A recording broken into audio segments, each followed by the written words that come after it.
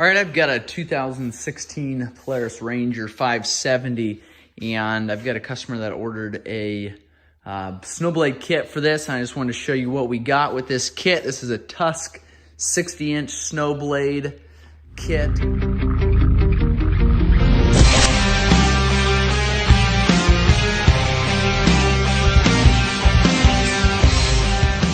I just wanted to open up these boxes, show you what we got, and then I'm going to show you how to put it together. So 3 separate boxes what we got. This is the kit. So it will be the blade, obviously, in this larger one.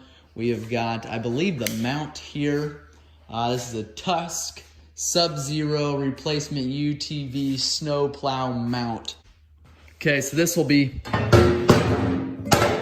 the mount that mounts on the actual Ranger. Flip that over, show you that side there. There it is. And looks like maybe some bolts in here. Yep, bolts there.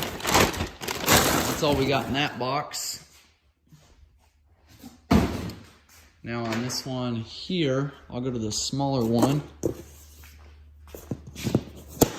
This says push tube. So this is what's gonna mount to that piece that we just unboxed there. And instructions. Tells you what you need there. Or metric wrenches, but just normal ones. And pliers, it says. So it doesn't look like real difficult there, but I'm gonna walk you through this process. Unbox this. All right, handful of pieces here. Larger bolts, we got our pins here. That's all we got for actual bolts for this kit. We've got our, this will be where this, you've got 5 different positions there where your blade can ride, and that'll be this pin here. We've got the actual push tube of it. That mounts to the plate that we unboxed at first, which is here. So kind of an easy connect deal, not super easy, but you don't have to crawl under it like you do some of the other models. To get to those pins. So and then we've got let's see, a 6-page is what it says, instructions with pictures, and we'll go through that as well. So gonna open this box up at this blade up at this time. All right, we have that blade unboxed. All we had in there was 1 box of parts. I'm gonna guess this is the skids. And I'm not sure if there'll be anything else in this box. That's all there is. So adjustable skids. Those can be replaced. Got a wear bar down here that I like. I don't like that you can kind of see the welds on the front there. That's just kind of a personal preference deal. Looks like some darker spray paint here. You can see there is dinged up on the end. Probably during shipment, it cut through those boxes, I'm guessing. And this plate, which this part's gonna be the area that rubs on the ground, hits different stuff. That's thicker than the rest of the metal.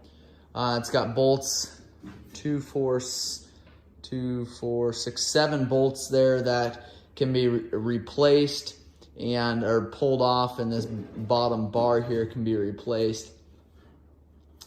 I've also got bolt holes up top here. You can put a rubber flap on there, kind of folds that snow over the top.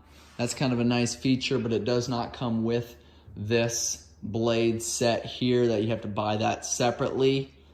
Overall, pretty standard.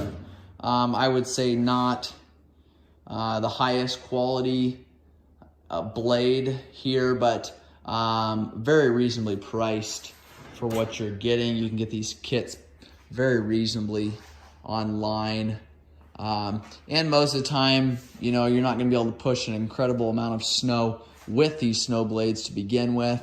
The other thing is, you don't want a blade that's going to be 600 pounds on the front of your Ranger, because just can't carry that much weight up front there and still be able to drive it. So overall, this is a good blade, good bang for the buck here. Good size. It's not the 72 incher, this is the 60 incher. So it'll cover the wheelbase. but it's not going to cover much more than that. And you turn your blade at a little bit of an angle, one of your 5 different angles there. If you turn it at an angle, you're not going to be completely clearing out your wheelbase there. That's something I don't like about the 60-inch, but going straight down the driveway, you know, you're going to be able to cover that wheelbase. So just a couple things to think about on these snow blades. I'm going to continue to show you how we put this together. Okay, we've got the bottom mount ready to go on. This is what the push tube of the blade is going to mount to with the 2 pins on the front there. We've got 6 mounting bolt holes on this actual mounting plate here. 2 of the original bolts out of the bumper assembly is going to be used, and then they send 4 bolts with 4 nuts and 4 washers there for the to use on the other 4 holes on that skid plate. So I'm going to set the camera down here, a little bit of a hard angle to see. What I'm going to show you here before I set the camera down is the mounting holes. That way you have an idea where we're going here. Just because of the camera angle, it's going to be hard to see. But Polaris has allowed several different mounting spots for these for this plate here. So we've got a tow bar across here. Then this is all on the front bumper. We've got mounting holes here. I don't remember if they're these or these. But you'll be able to see that one pretty well. It's underneath here that's going to be a challenge. And there's a couple bolt holes here on the bottom of the bumper. It's either going to mount there. It is going to mount there, as well as here right underneath of this front axle here on either side. So that's going to be the 6 mounting holes there. The plate is very heavy. So this bottom one here is what we're going to use the original bolts for. They're a little bit longer, a little bit stronger. There we go. So we installed that 1 bolt, tightened up that nut as far as we could. They are a lock nut. And so these are the bolts that we get from the stock bumper here. And we're going to reuse these bolts. So it'll be the center set on this mount that we're reusing the original bolts here. There's going to be the most weight attached to this one here, just because this is the bumper as well. So if you're hitting stuff, you want these bigger bolts in this one. All right, I have those snugged up. Now we're going to go up here to these front ones, if you can see that.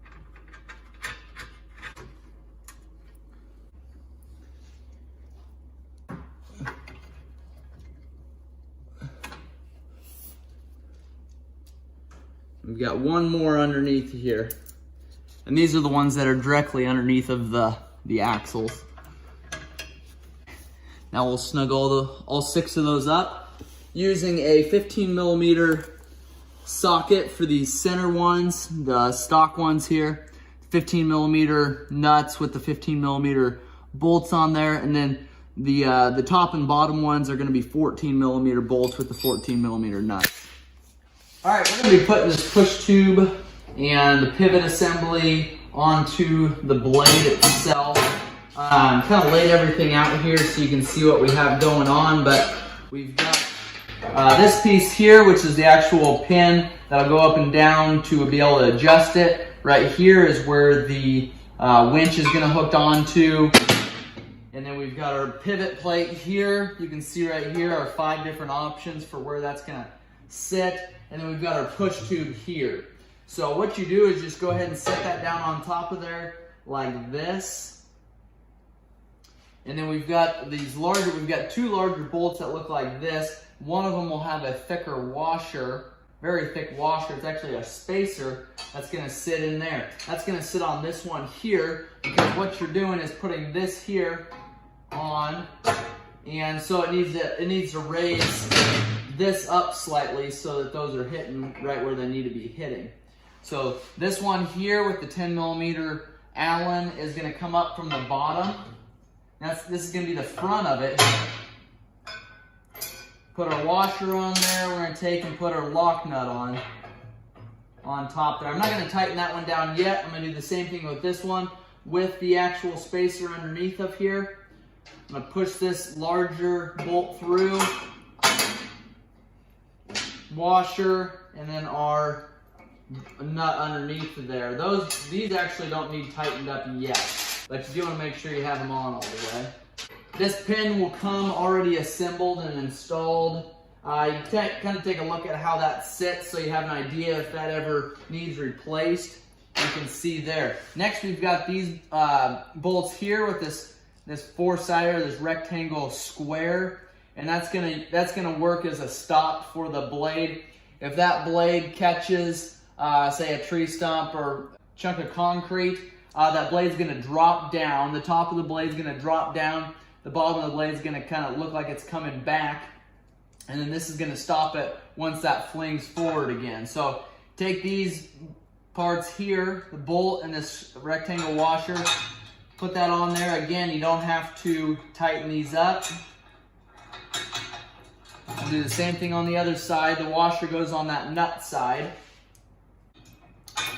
It does come with instructions. They're a little bit hard to see. Pictures are a little bit deceiving. If you've never done it before, it just makes it a little more difficult. So I really haven't done a whole lot of looking through here to see. They are black and white, and just a little bit challenging to know what areas they're talking about here. So, okay, now I'm going to take and slide our blade up against our push tube here. I want to do this in a way that you can see. Also keep in mind, you've got to lift this blade and push tube down onto the floor when you're done. So if it's easier just to build it on the floor, then definitely do that. And it'll slide in like that. The other thing is, you've got your skids here, and what I'm gonna do is actually slide these skids on now, because what that's gonna do is push that blade forward a little bit and help us be able to mount that. So I don't know where I need to be at here, so I'm just gonna slide these on.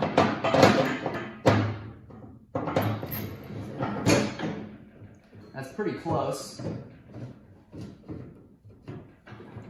So I took the rubber damper off there, slid those on. You want to make sure it doesn't tip forward, dump off your lift there, but that's how it should look, just like that. So now what you're going to do is grab these. You've got a bolt, you've got your nut here, a locking nut here, washer, and a spacer. The spacer is going to come in from the other side. It's actually going to sit in this groove here, and it should fit perfectly in there. If it doesn't, you may have to use a little bit of force to push that in if maybe there's a little paint buildup, but I think Tusk has done a good job of cleaning that up for us.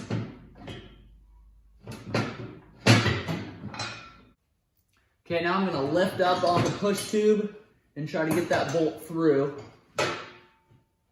Keep making sure that spacer's on there. And we'll put that lock nut on there. Don't need to tighten these up again. Just make sure that everything's set where it needs to be set. We're gonna do the same thing on the other side. All right, we've got those bolts in there. So what I'm gonna do is put these through, grab our eye bolt here, put those in, and tighten these up.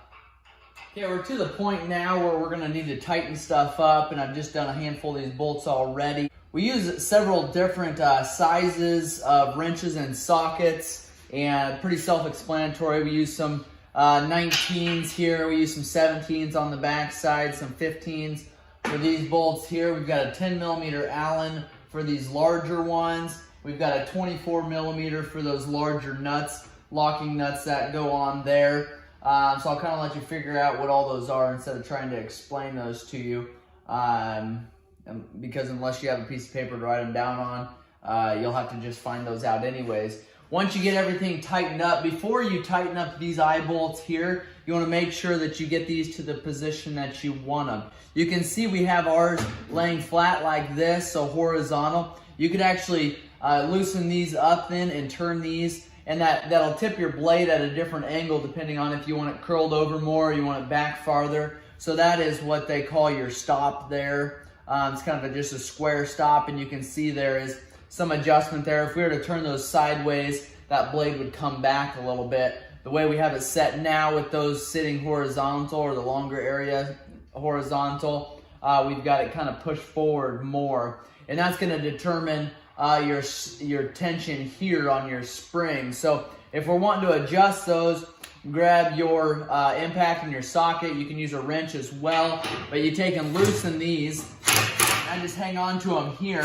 But if you were to loosen both sides, you can see they're floppy there. That'll take the tension off of here, loosen up these bolts, these on either side there, and then just turn those is all you have to do. These larger nuts here, make sure that these are tightened up. That's going to be what pivots on there. If you don't have them tightened up really well, there's going to be a lot of shifting back and forth in this, because that is what holds this plate onto the actual blade itself. So we're going to now take and throw this on the machine, and I like to wait and put these skids on there until we've got it on the machine, kind of see how it's going to sit with our wear bar on this side.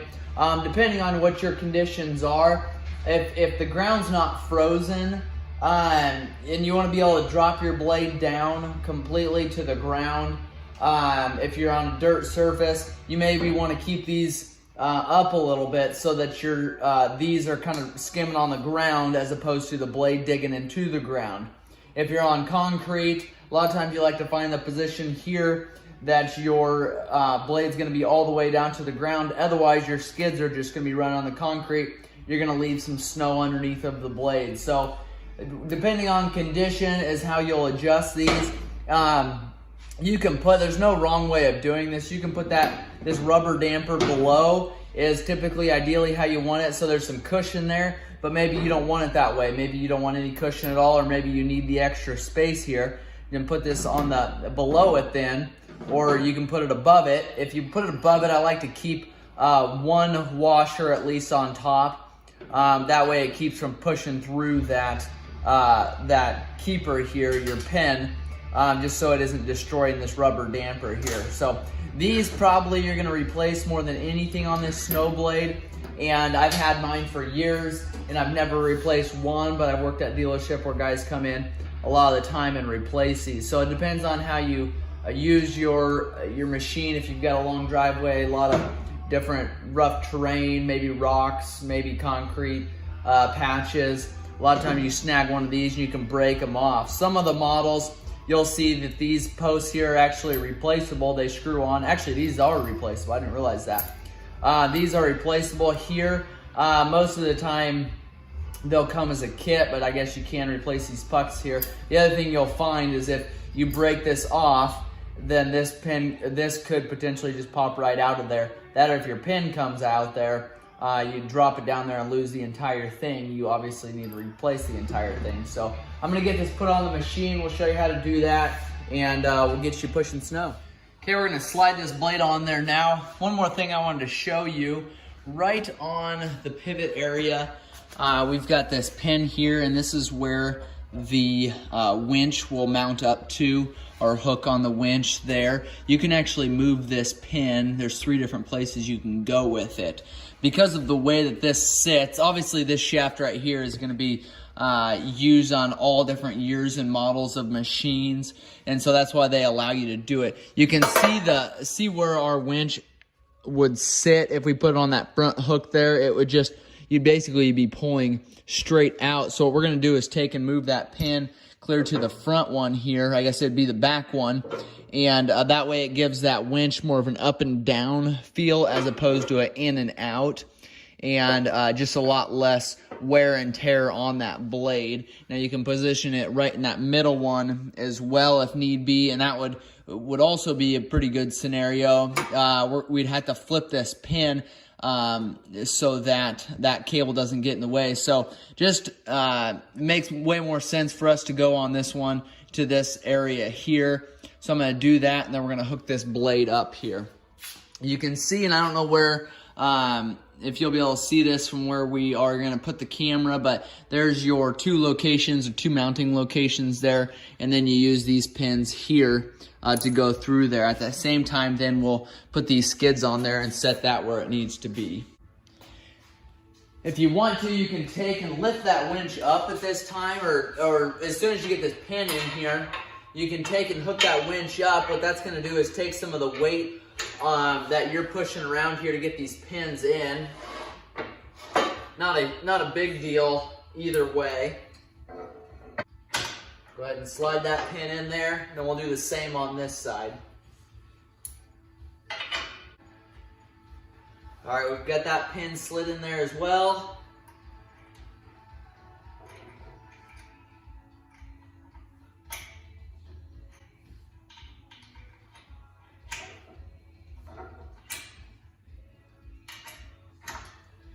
Then we can hook our winch up to this.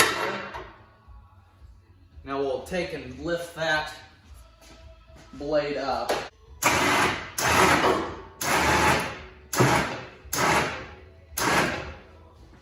You're able to go pretty high with it.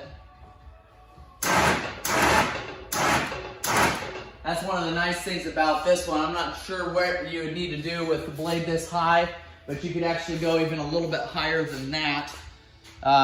Let me show you from a bird's eye view there. What that is doing is putting quite a bit of pressure on this cable here, and I'd be careful running it down the road like that. I would suggest strapping that up somehow. You could actually take maybe a strap and go from this here to maybe this here, and that'll keep that from when you're bouncing along down the road. What I'm afraid is going to happen is you're going to put too much tension on this here, or too much tension on the cable, and you're going to start causing some damage. So just be careful with it running this high, but it's just kind of nice to have that feature if you're trying to get out of a certain area or something. So keep that in mind. This point here, we're going to lower it down. I'm going to put these skids on here. This will get it to a spot where we can kind of see where we're at here. I'm going to put these skids on, then I'm going to drop it down even farther. I have everything underneath this point. I'm not sure if that's exactly where we'll need to be at or not, but I'm going to try it right there. That's sitting too high. You can see there's quite a bit of a gap underneath of there.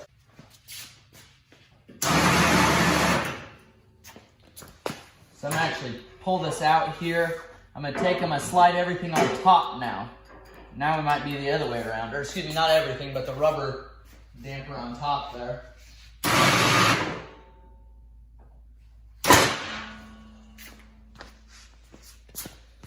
There we go, and that's pretty close to where it needs to be at there. We'll take and do that same thing to the other side. While we're doing this, I'm going to take and pivot this just to see how that works. So that works pretty slick. Pull up on that pin there. You can pivot it to those 5 spots there. You got to maybe move it a little bit back and forth there to get it to the right spot, but that gives you just enough pitch there to kick that snow to the side. And I'm going to pick that camera up and just show you what that looks like there so you have an idea. So I have both skids on there now. That is the first position. And then just lifting that up there, we can kick it. And that is the farthest left position. And so that's how it sits there. You can see the difference there. That'd really kick that snow off to the left there. Now going back the other way. Grab it, we're gonna put it all the way the other way. Show you what that looks like. So that's all the way to the right. That's the way it looks there. So pretty slick system. We'll use it and probably do another review on there. I'll tell you some of the things I like and some of the things I don't like. What I don't like right off the bat is when we set those skids down, or when we set this whole thing down, it goes down fairly quick, but you can see the position of those skids there. Now if we were to change that block there, that is going to allow us to, it'll change the position of those skids because that blade's going to sit back farther. Now what that's going to do then is sticky snow, you're going to have more snow building up on here and being caked to that. So it's kind of a lose-lose battle. I think right now with the way that we have those skids, we're going to be working most of the time on gravel. This customer is going to be working most of the time on a gravel driveway.